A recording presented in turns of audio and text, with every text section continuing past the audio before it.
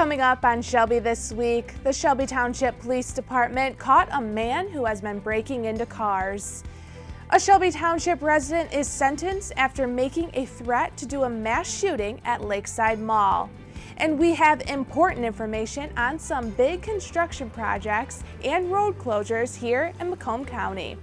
Hear all these stories and many more on this edition of Shelby This Week.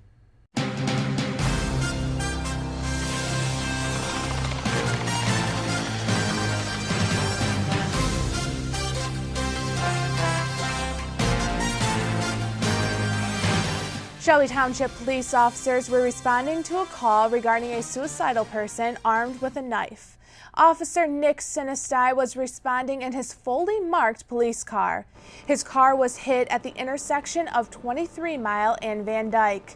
Police say the driver of the vehicle who hit the officer was intoxicated. Sinistai was transported to the hospital and later released. He has been with the Shelby Township Police Department for 6 months. The suspected drunk driver is out on bond. A series of larcenies led the Shelby Township Police Department to arrest the alleged culprit. Caught on a home surveillance camera, 23-year-old Jeffrey Housewright can be seen lurking around a car. Police were able to arrest Housewright after they were called out to respond to a vehicle larceny at 24 Mile and DeClinder. Officers arrived as the two men were fleeing from a parked vehicle. Officers searched the area with the help of police canine Nico. Housewright was arrested on the scene. He was arraigned in charges of receiving and concealing stolen property and resisting arrest. Judge Douglas Shepard set bond for $10,000. Housewright is expected to appear in court again on July 12th. A 23-year-old Shelby Township man gets 1 year in jail for threatening a mass shooting at Lakeside Mall. Tyler Tyndall was sentenced to serve 2 years of probation, and his first year he will serve in the Macomb County Jail. Tyndall was arrested at his Shelby Township home on March 9th after he sent threatening text messages about his plan for a mass shooting at the mall. He pled guilty in May to making a false report or threat of terrorism. Tyndall's case is just one of about 60 threats made in the county by individuals after the February Parkland shooting. He was the first to be sentenced out of the many people who made threats. Along with his jail time and probation, Tyndall was ordered by Macomb County Circuit Court Judge Jennifer Fonts to not have any contact with Lakeside Mall during his 2 years of probation. Continuing with the 2-year reconstruction project of Hall Road, we have an important traffic update for motorists. The Romeo Plank intersection at Hall Road will close for 10 days. Crews will work on the left lanes of the roadway, and in order to keep workers safe, both the eastbound and westbound lanes will be closed for traffic. The $60 million project is in its final stretch, with a scheduled completion of all construction on the roadway to be completed by October. Closure of Romeo Plank will start on Thursday, July 5th at 7 a.m.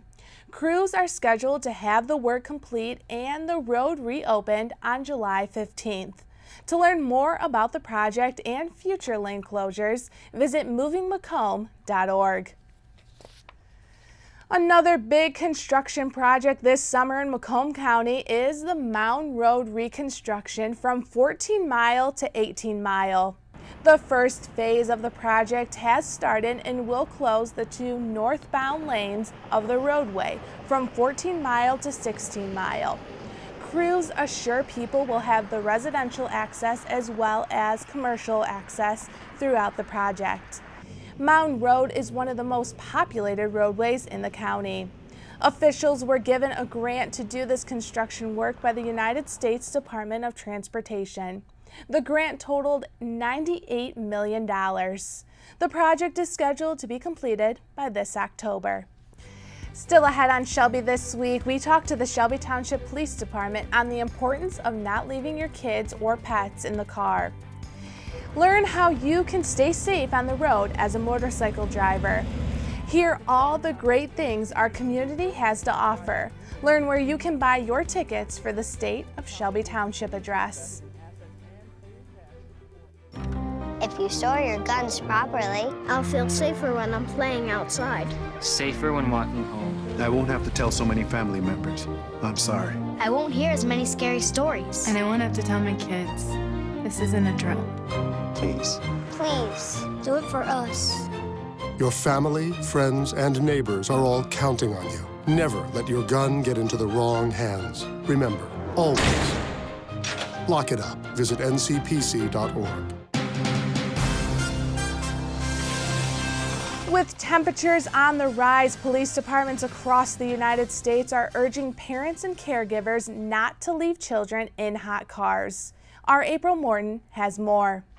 With temperatures rising outside, so is the danger of leaving kids and animals in hot cars. So what do you do if you see a kid in a car with the windows rolled up? I went and spoke with the police chief for answers. Well, there's two different courses of action. You know, if you walk upon a situation where you see handprints all over the car and, you know, it's 90 degrees out and the kids are in the car or whatever, blah, blah, break the window and get them out of the car, okay? And then we'll deal with the aftermath of that. I can tell you that right now. And obviously, if it's not a situation that drastic, call 911 immediately, but keep eyes on those kids in case, you know, anybody falls out before we get there. Our response time is fantastic. We're going to be there within a few minutes anyways, but the bottom line is please don't just leave the kids out there. Stay there and be able to direct us right in, and, you know, when we get there, say here, there, and here, and most likely our officers are going to come in and break the window and get the kids out themselves. When getting kids out of a hot vehicle, timing is of the essence.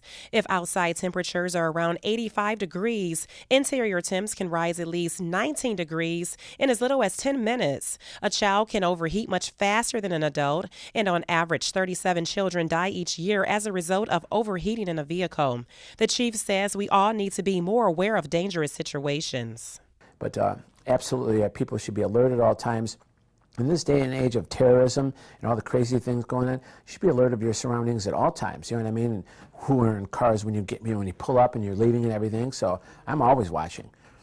And the heat is one thing, but your child can get kidnapped. What if someone stole your car and your child was in there? I mean, it's ridiculous. There's no reason for it.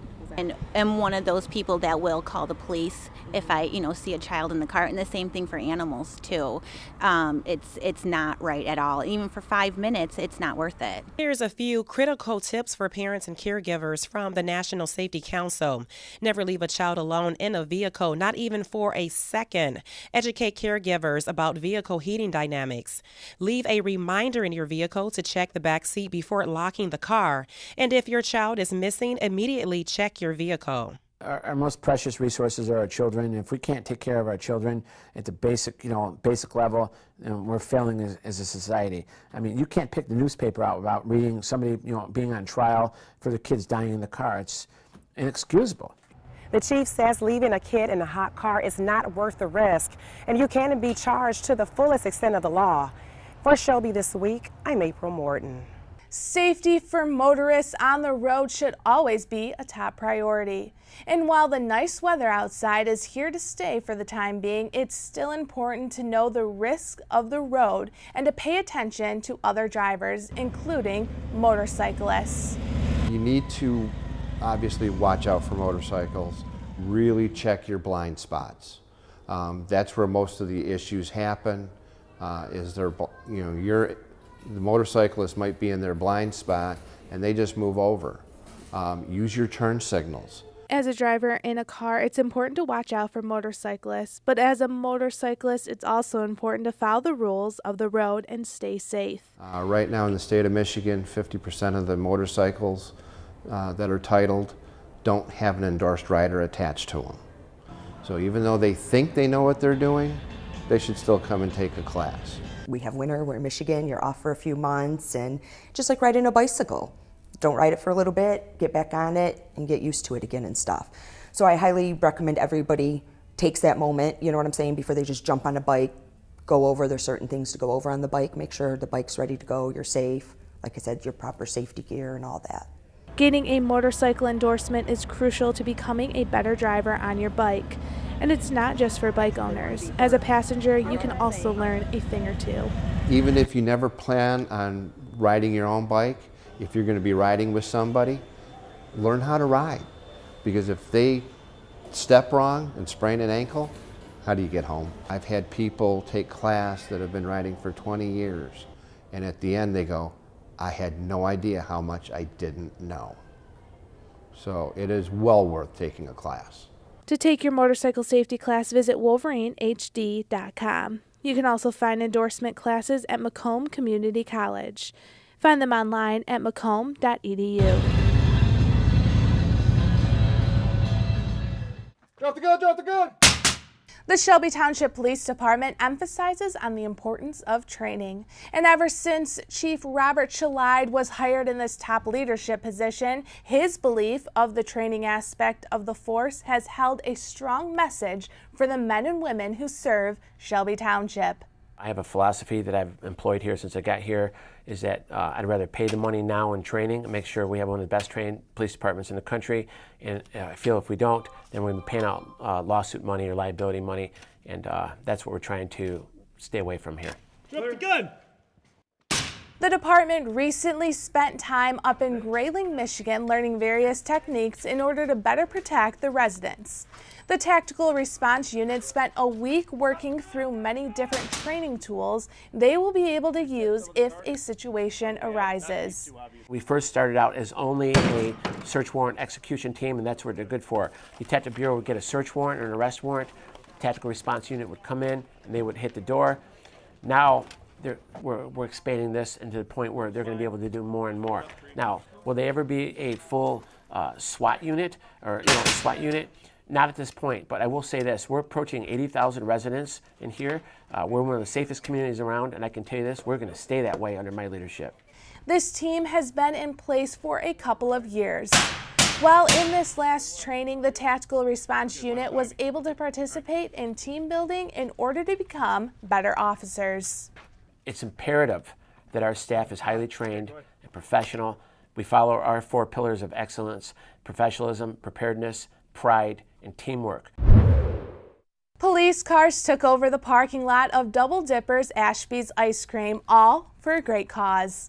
A fundraiser to support the police department's honor guard was well supported by community members. And if you stopped in during that time, your ice cream was scooped out by our very own Shelby Township police officers.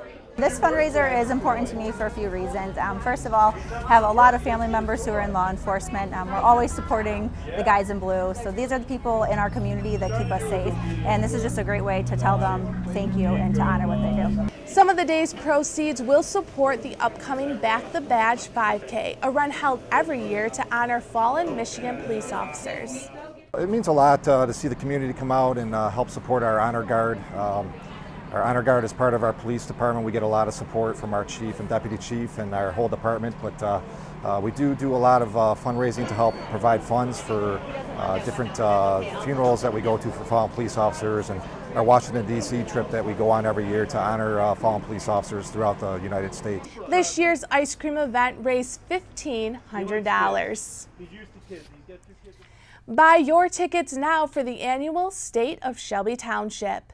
This year's event will be on July 18th at the Packard Proving Grounds. Doors will open at 8 a.m. and there will be a breakfast served for those in attendance.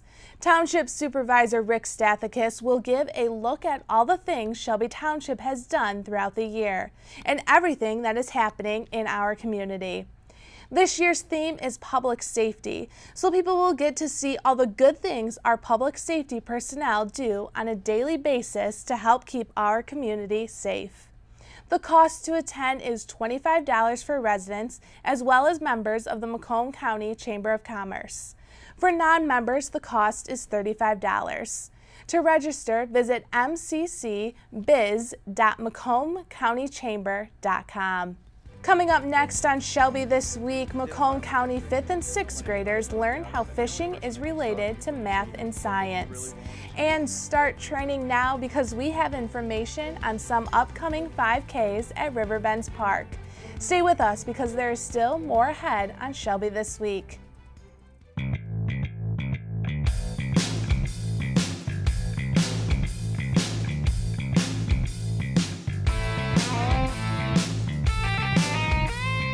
What are you doing this summer? Want to go on an adventure? Learn something new? How about change the world? You can with the summer reading program at the Shelby Township Library. There are programs for kids, teens, and adults. You can stick to the classics or try something new. Starting Saturday, June 16th, you can grab a reading log and be entered to win weekly prizes. It all starts with a kickoff event at 1:30 in the Senior Citizens Park, right behind the library. Join us for Drums Alive, a combination of rhythmic movements and drumming with music, exercise balls, and drumsticks. Also, check out events for all ages every Wednesday during the summer, like a magic workshop for teens. Or learn from a local rosebud, the child of a real-life Rosie the Riveter. For more information, visit us at the Shelby Township Library Facebook page, or check out our website at www.shelbytwplib.org.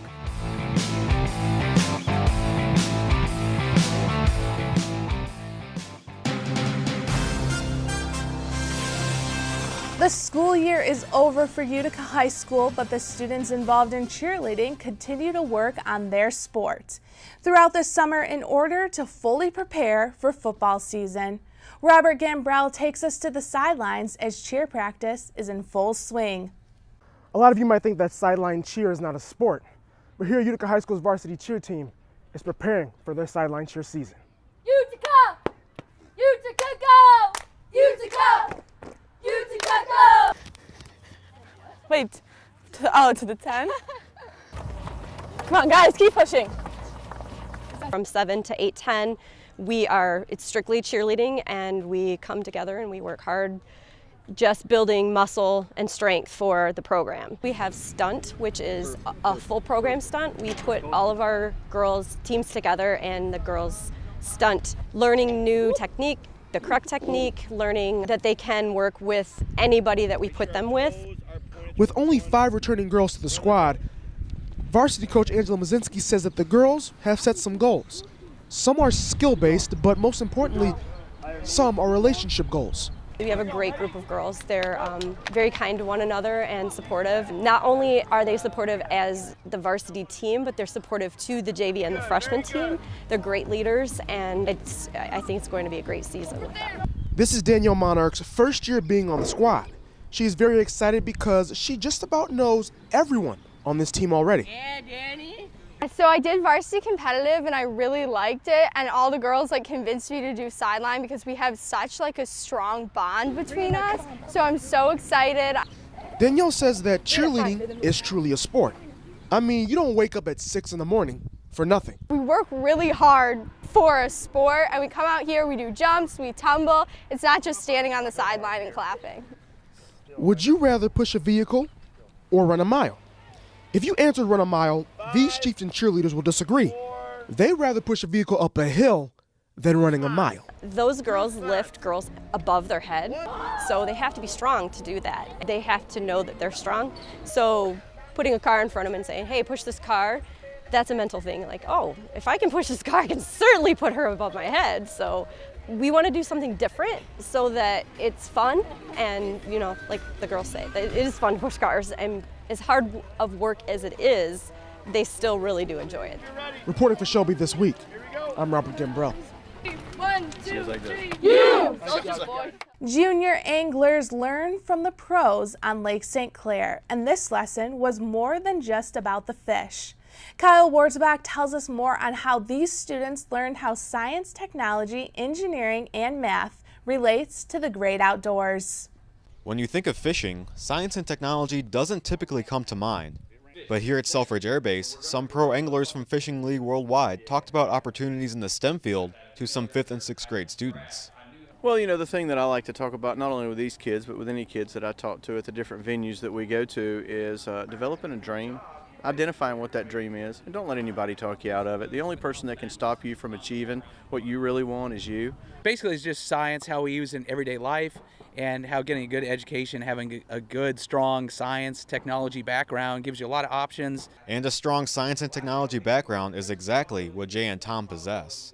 What I do in anesthesia is, apart from fishing, is very science-based.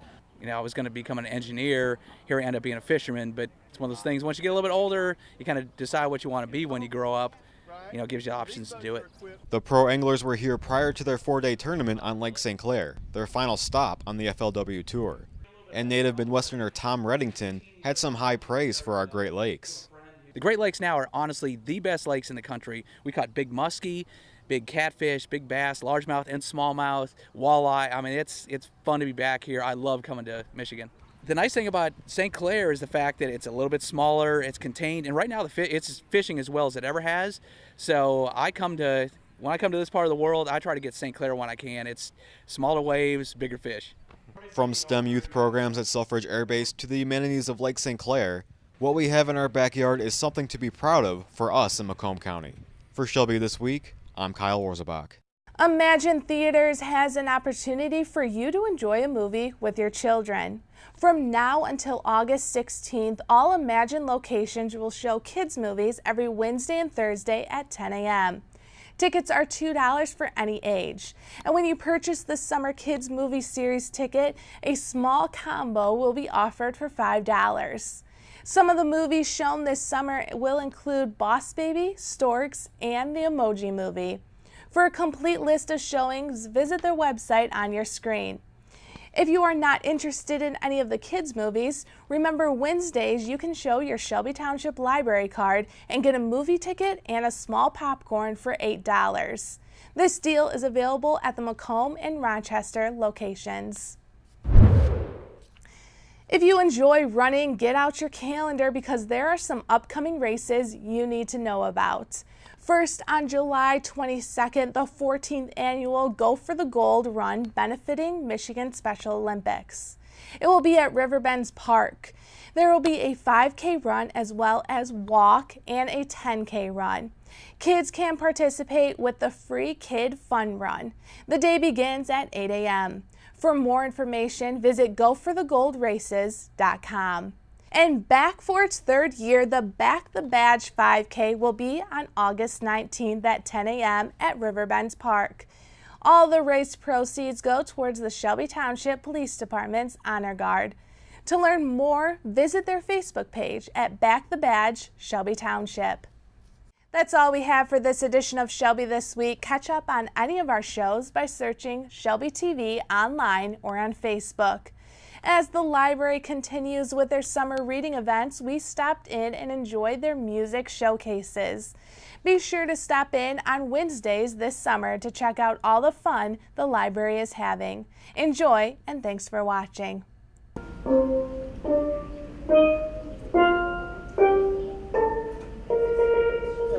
Don't worry about a thing, yeah, 'cause every little thing is gonna be alright, yeah, we got it.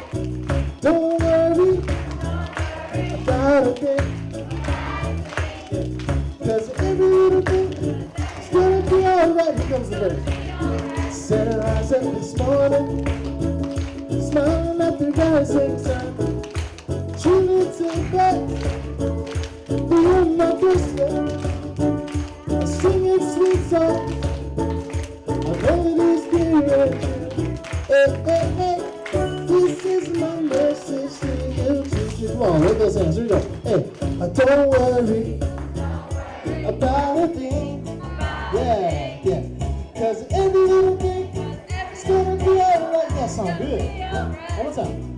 Don't worry about a thing. Yeah, 'cause every little thing is gonna be alright. Let's hear it from the pen.